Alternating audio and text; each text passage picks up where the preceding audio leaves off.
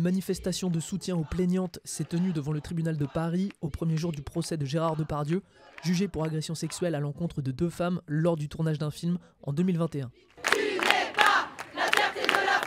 C'est important parce qu'aujourd'hui, il y a une parole qui se libère et il y a des personnes qui initient des rassemblements pendant très longtemps.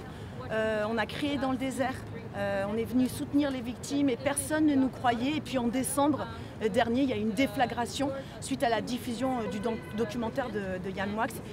Et depuis, en fait, on est enfin entendus, les victimes sont écoutées, sont crues. Et ça, c'est énorme, c'est énorme. Je tiens à saluer toutes les victimes qui ont osé prendre la parole parce qu'il fallait s'attaquer à ce monstre qui fait soi-disant la fierté de la France. C'est clairement un message pour la fin de l'impunité, pour l'évolution des lois et aussi celle des mentalités.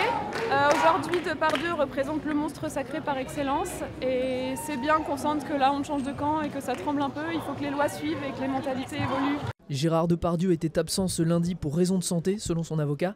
Ce dernier a demandé et obtenu le renvoi du procès qui aura donc finalement lieu les 24 et 25 mars prochains.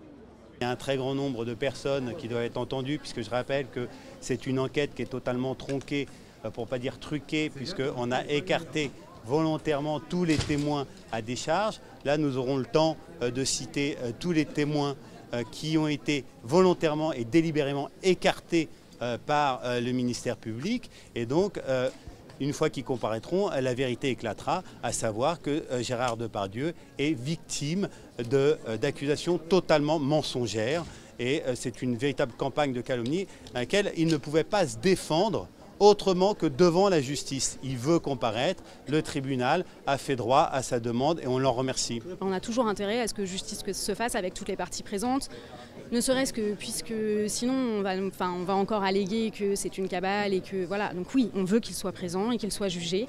On a un dossier au fond et maintenant tout ce qu'on attend c'est que le dossier au fond il soit plaidé. Depuis plusieurs années, l'acteur de 75 ans est visé par de nombreuses accusations de violences sexuelles et se trouve sous la menace d'un autre procès.